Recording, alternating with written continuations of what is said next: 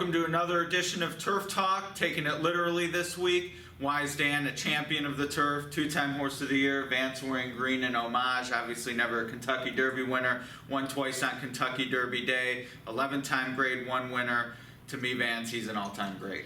I would agree with you. Definitely one of the best grass horses we've seen this century, and obviously one of the best geldings we've seen in quite some time.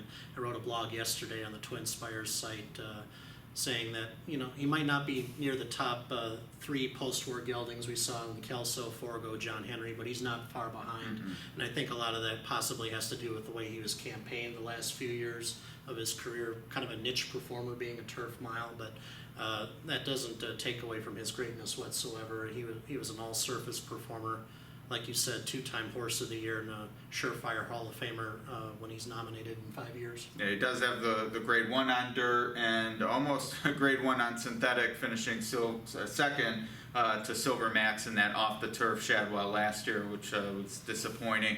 But yeah, he got some criticism for maybe not going to the Classic or Arlington Million or targeting some more ambitious spots, but at the same time, he did win the Breeders' Cup Mile twice. He shipped up to Woodbine twice, and I always look back to that Woodford Turf Classic last year. Point of entry scratched out of the race. Wise Dan stayed in and he laid over that field. But I mean, this was a big chance to see two horses sort of meet in the middle. Point of entry more the marathon style turfer. Wise Dan, the miler, was 9 furlongs.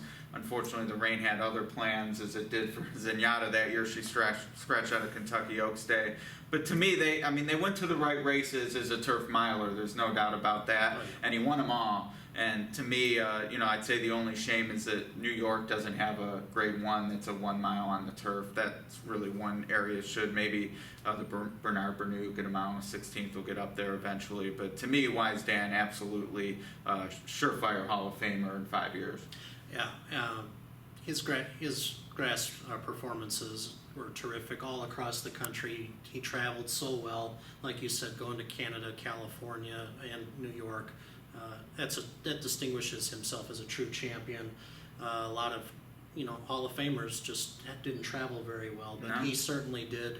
I suppose the grass is the same wherever you go. So. Yeah, and with the Breeders' Cup at Santa Anita, he caught firm going there. But that Firecracker at Churchill, the Woodford Reserve. Yeah, I mean he was niche in terms of the mile and an eighth on turf is where he really made his stardom, but. Even within that niche, he sort of did it all and did it everywhere, which I appreciate.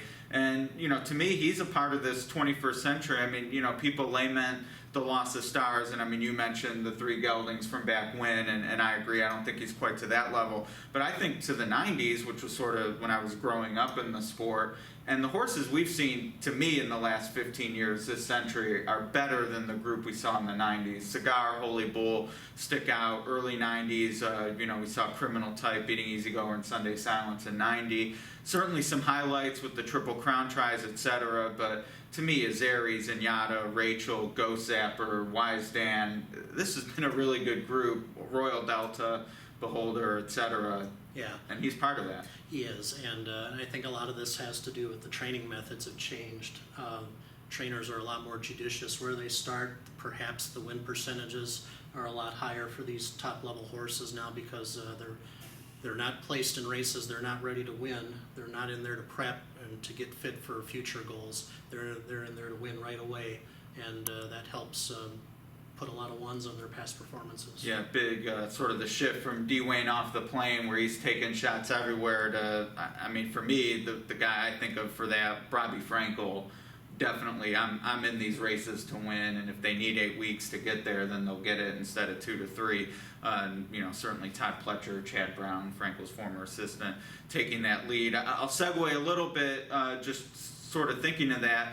Full crops are down, starts are down, yet Grade 1s, graded stakes, the same or even increased, and to me, we're really seeing that crunch going into the Belmont Fall Championship meeting, taking a huge hit with horses that are running in the Travers and Woodward, which is great, and then going to the Breeders' Cup. This is sort of becoming a no man's land now in terms of good racing. Yeah, there's, with the example of Invasor about 10 years ago where he went straight from the Whitney to the Breeders' Cup Classic, which was 3 months, Yeah, these trainers aren't afraid now to take as much time as they need. Right. I mean, like you said in this case. And he didn't catch a soft field. No, I mean, this he was beat against Bernardini, Bernardini. Lava Man, yeah. Yeah, and with Liam's map winning the Woodward easily, they're going to take their shot at 1.25 miles, first time in the Breeders' Cup Classic. I think that's a smart move in his particular case. In other cases, I do think there's probably a need to be prepping 4 or 5 weeks ahead of time, and hopefully the Belmont Fall Preview Stakes won't be too decimated by this change in training attitudes. No, I mean, there's plenty of money up for grabs. I think we'll see good fields, but I mean, certainly when you think of the horses you would expect to be there and who would have been there 10, 15, 20 years ago, they're going to be absent. I will say, looking at the Derby, I mean, that keeps getting pushed back. 2-3 weeks was the norm 15, 20 years ago. Now we're at 3 to 5. I'm waiting for that. Barbaro sort of started at Big Brown, that 5-week rest. Street Sense did the 2 preps. I'm waiting for that next step. I hope it doesn't come, because to me, the Derby being in focus all spring is part of what makes it so special come the first Saturday in May. You have horses prepping in mid-March, and end up being the favorite, and you don't see them to May. To me, that hurts sort of the buzz.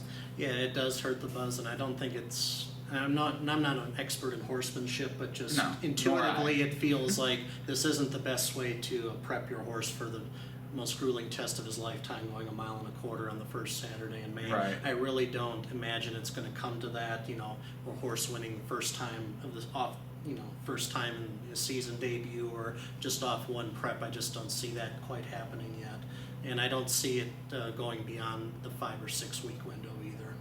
Well, I'm hoping for that, and I do think with American Pharoah we sort of saw the difference in the Derby and Breeders' Cup, because now they're happy to have the 2 months between the Travers and Breeders' Cup, and I think Bob Baffert knew going into the Derby, look, we can train the horse to win the Derby, but this is a classic animal. Not saying he thought, oh, we're a Triple Crown winner, but you want to run in all 3, you need to have some bottom to you as a 3-year-old, and to do that, he needed the 2 preps within the 5-week window, and he got it, and it paid off. So yeah, I agree. I think the Derby is just such a different animal, but at the same time, I'm not going to be shocked when more people look at maybe a 6-week try if they have the points, especially. We'll see, and we'll certainly talk more about the Breeders' Cup season in the coming weeks, including the TwinSpires.com Breeders' Cup Sprint, which I know that you'll be keeping an eye on week to week on the TwinSpires blog. Yep, I wrote a kind of an overview of the potential favorites last week, and we'll continue to update that list as the last round of preps comes along. All right, well, we'll look forward to that at twinspires.com/blog. Also check out his top geldings in the wake of Wise Dan's retirement, and join us next week.